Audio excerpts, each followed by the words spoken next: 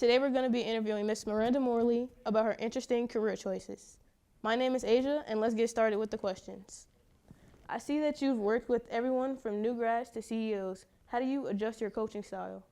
Well, I was a teacher for about 10 years, so a lot of the work that I do with new grads is rooted in the work that I did as a teacher. So I adjust a lot of what I do to pull in the students' interests, their academic background, asking questions about classes they've taken, projects they've worked on, etc. When I'm working with someone who's a bit more senior in their career, the area of focus tends to be a lot more related to career achievements, and oftentimes they have a bit more of an understanding about where they want to go. So the focus is really related to pursuing those paths for them and helping them to identify that path, not necessarily what the path is when it's a younger or more newly experienced client. Right. And I see that you constantly deal with new entrepreneurs. How do you deal with any problems that they might come up with or bring to you? Yeah, so with new entrepreneurs, one of the biggest challenges is that people have a lot of ideas, and I am very familiar with that because I also have a lot of ideas. There's a lot of things I would love to do with my life, and there's a lot of things that I do at every given moment, and having lots of ideas is a really good thing. But one of the biggest challenges with new entrepreneurs is they want to jump after every idea and follow every idea right away without doing any planning, without doing any thinking. And so oftentimes the biggest challenge is to sit down and have them be able to have one specific notebook or plan for coming up with new ideas, and then a different one for actually pursuing those ideas and creating a business plan. So once they buy into that, the challenges are a lot. I guess there's still a lot of challenges because we grow and learn from challenges, but they see them as a positive because they're growing and learning from them. Right. And what's one mistake that constantly gets that a lot of my clients make? Yeah, like the CEOs. I know we talked about the entrepreneurs, but what about the higher up people? Okay. So I guess imposter syndrome, especially with the women. I work with a lot of women, mostly women actually. And so one of the biggest mistakes that they make is that they don't believe in themselves. Even the higher up people. In fact, I tend to see that more with CEOs, senior leaders, presidents of companies than I do necessarily with younger grads. Just not believing that they can make a leap. And I think sometimes that has to do with the fact that they feel set in their ways. And sometimes I think it has to do with society and how sometimes certain demographics, especially women and other people, are not valued as much as they should be. And I think once I can get them to be thinking about themselves in a positive way, they're more likely to be successful. Right, have more confidence. Absolutely. Have more confidence and feel that their choices are valid. You know, I'm working with an engineer right now who is considering pursuing a photography career. And there's nothing that is more valid about engineering than photography. So helping her to understand that she should pursue her dreams no matter what they are is one of the most important parts of my job. Right. And I also see that you help people land big jobs like Amazon, GMs, and such.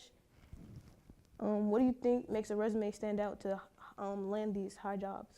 Well, one of the biggest challenges right now is that a resume has to be more than just a list of accomplishments. So just about every person who comes in for an interview is qualified. Your resume needs to show that you're qualified plus. So in addition to your qualifications, your degree, your skills, your experience, what do you have that makes you uniquely interesting and successful in this position? So in other words, the resume really has to be branded for each individual person. That's a lot of what I help people do because most people don't think about their own personal branding. They're just looking to get the job. Most people are just looking to get the job. They're looking, when they write their own resume, they're looking to just write down things they've done. They don't realize how competitive things are. They don't realize how much AI plays a role now. And so oftentimes that's another big part of what I do is ensuring that the AI component of the job search tools will not filter out a resume. Mm-hmm. But that's not as important as effectively telling a story. And that's what I'm leading a lot of my clients down the road of effectively telling their stories. So essentially in a resume, you want to like tell your story while trying to get the job? Resumes are a lot more narrative now than they used to be.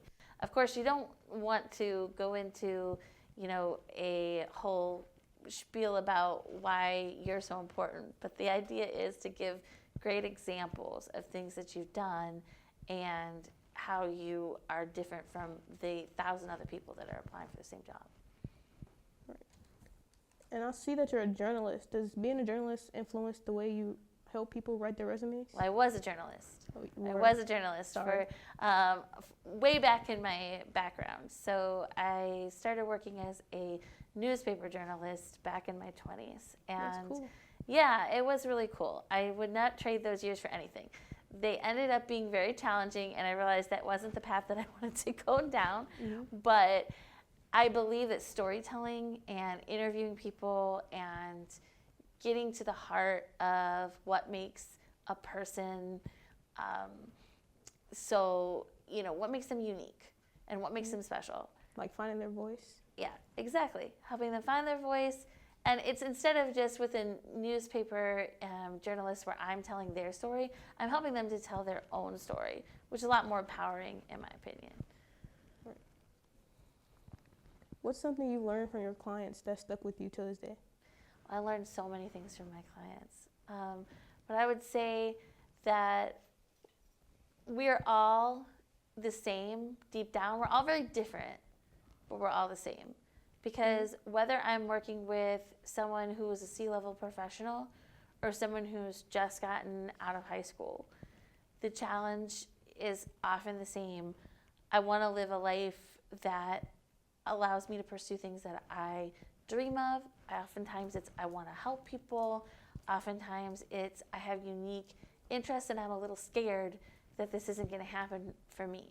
So really what it's shown me is like whether you're male, female, from whatever race you are, from whatever country you are, gay, straight, however, what age you are, we all have those human desires, and it really helps me to see people in a different light. So just like treat others how you want to be treated. Absolutely, and know that other people oftentimes are struggling with very similar things that you are, even if it's not the exact same challenge. Really like what's deep down, the emotions, the desires, the need to do something really good with our lives, that's universal. Right. You've been in the classroom and in the business world. How has teaching shaped the way you work with clients now? Yeah, so I loved teaching, and I thought that I was going to be a teacher forever, and it was actually a bit of a surprise to me when I stepped down. When I did step down from teaching, I said, well, I think I'm still always going to be a teacher, and that was true. Still a teacher today because what I do is a lot of coaching and guiding and using those principles that I learned as a teacher. So things like scaffolding, where you help someone from where they're at to the next step up, and you don't want to like have them jump up the mountain, but it's step by step. Using those theories of learning, helping and understanding what people's learning styles are. It's really similar to coaching because everyone's different. Everyone's different and everyone learns a different way. So some people, when I was working with a client this weekend who got really nervous when I started jumping in about how exciting things were, and realizing that this person prefers a different type of approach. It's the same way when I was teaching, when I'd have one student that learned better with visuals and another student that learned better with writing. How has the different jobs you've been on throughout your journey changed you? It's definitely helped me to see things from a wider perspective. It's definitely helped me to understand some of the inner workings of the economic and political and social environments. So interestingly enough, my next journey is taking me towards getting me my master's of social work and PhD in psychology eventually. And the reason that I want to do that is because going through all these different career paths, it's helped me to, see that everybody needs help, and we all do better when we work together. Right. Thank you. I love that. That's all the time we have for now. Thank you for coming out for the interview. I had a nice time interviewing you. Thank you. Thanks for watching.